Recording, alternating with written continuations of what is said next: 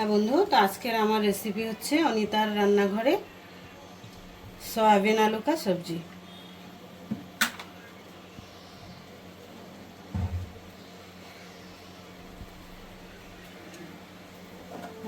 আগে সয়াবিনটা একটু ভালো করে ভেজে নেব।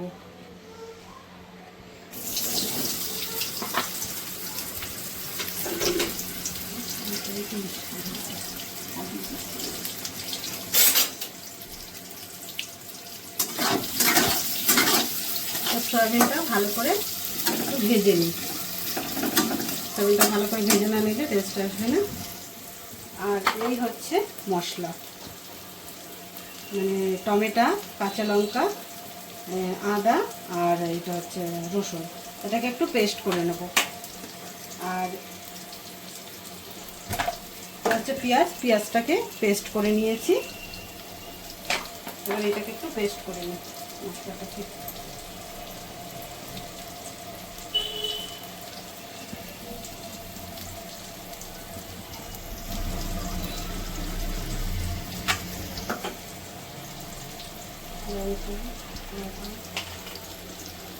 রসুন আর টমেটো সব কিছু দিয়ে পেস্ট করে নিতে হবে।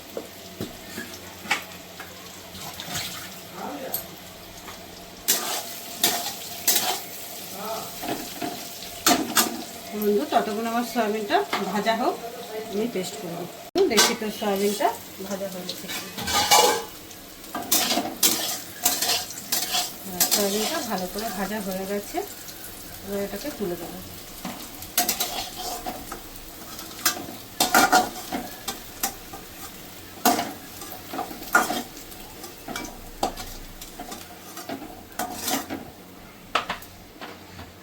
এবার একটু এই তেলটাতে আলুটা ভেজে নেব।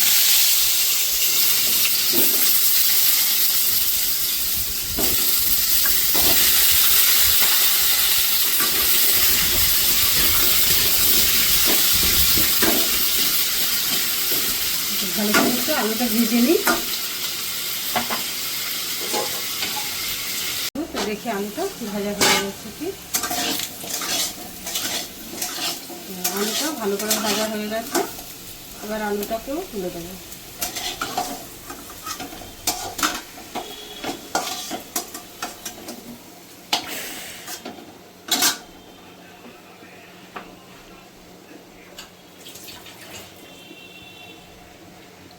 কড়াইটাতে আর একটু তেল দিয়ে দেবো।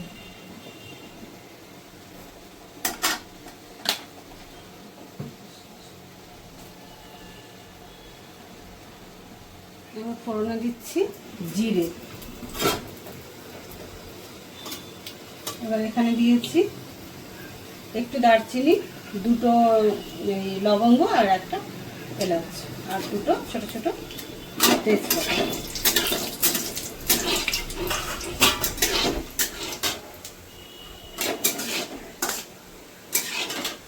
এবার দিয়ে দেবো পেঁয়াজ বাটাটা দিয়ে দেবো।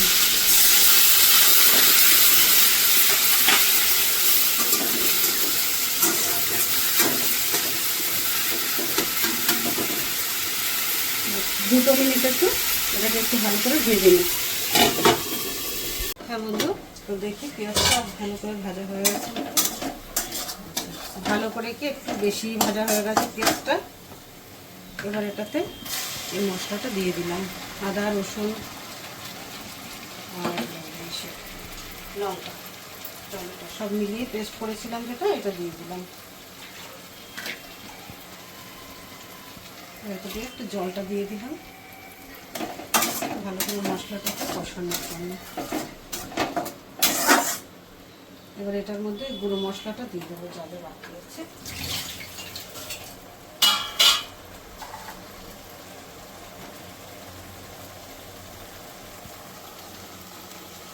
দিলাম একদম অল্প একটু ধনের গুঁড়ো, একটু জিরের গুঁড়ো, হলুদ গুঁড়ো পরিমাণ মতন, আর একটু সামান্য একটু লাল লঙ্কার গুঁড়ো। বাস এই হয়েছে মশলা। দিয়ে দিলাম। আরও ভালো করে মশলাটাকে একটু কষে তারপর আলুটা দিয়ে দেবো।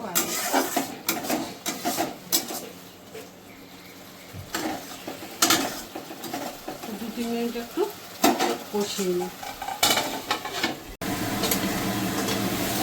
দেখে নিই মশলাটা হয়ে গেছে। মশলাটা এবার হয়ে গেছে, এবার আলুগুলো দিয়ে দেবো। আলুটা সিদ্ধ হতে একটু সময় লাগে।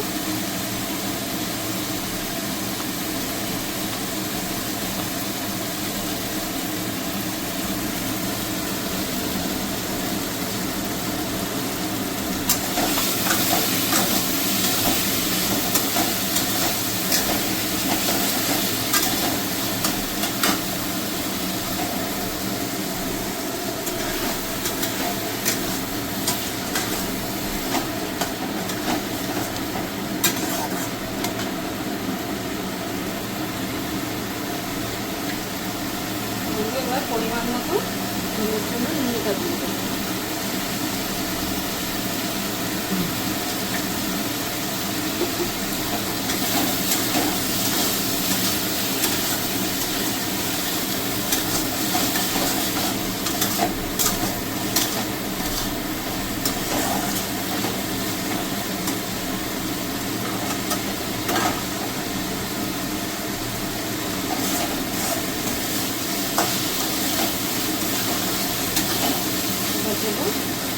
যেটু গ্রেভি থাকবে সেই বুঝে জলটা দেবো। একটা গরম জল দিলাম একটু।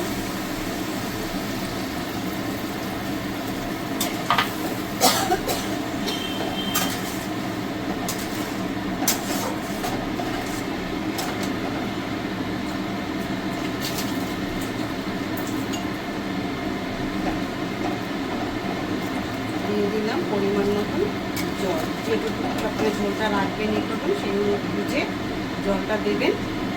এবার আমার ঝোলটা ফুটে গেলে তারপর সয়াবিনটা দেবেন।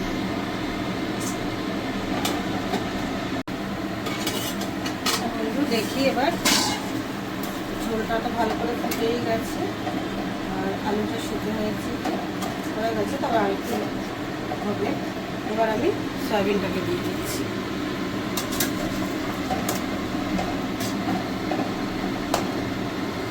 সয়াবিনটাকে দিয়ে দিলাম। হচ্ছে গ্রেভিটা একটু কম হয়ে যাবে, তার জন্য আমি একটু দিয়ে দিলাম গরম জল। যদি মনে হবে গ্রেভি কম হবে তবে একটু গরম জলই দেবেন।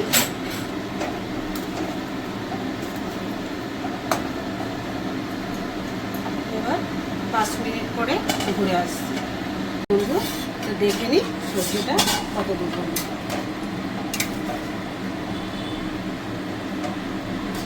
আমার সয়াবিন গ্রেভিটা হয়েই গেল। এবার একটু গরম মশলা দেবো।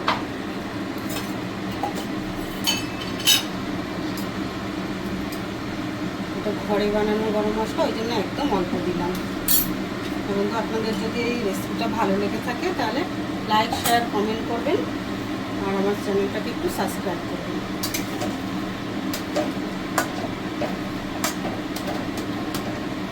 এবার নামিয়ে দেবো।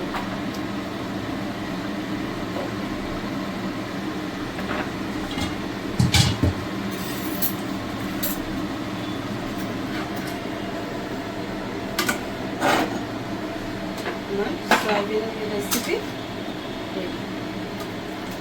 সয়াবিনের তো অনেক কিছু করা, আমি বলছি সয়াবিনের তো অনেক কিছু করা যায়, যত ঘরোয়াভাবে খেলে তখন এইভাবেই করতে হয়। ঠিক আছে।